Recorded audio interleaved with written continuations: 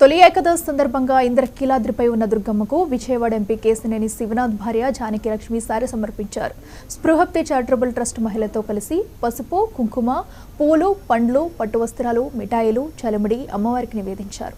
ఆలయ మర్యాదలతో EO K S రామదావు, AEO Sudharani స్వాగతం పలికి అమ్మవారి దర్శనం చేయించారు. జానకి లక్ష్మి ఆశీర్వచన మండపంలో వేద పండితులు ఆశీర్వచనాలు అందుకున్నారు. ఆ తర్వాత 6వ అంతస్తులోని మల్లికార్జున మహామండపంలో సారెను మూల విరాట్కు చూపించి అర్చకులకు అందజేశారు. ఈ కార్యక్రమంలో కార్పొరేటర్ చెన్నుపాటి ఉషారాణి, ఎంవి సుధాకర్, స్పృహత్తి చారిటబుల్ ట్రస్ట్ మహిళా సభ్యులు Lakshmi Prasanna, Bharati, K Padma, R Radha, A Ashwini, R Vani, Srikirti పాల్గొన్నారు.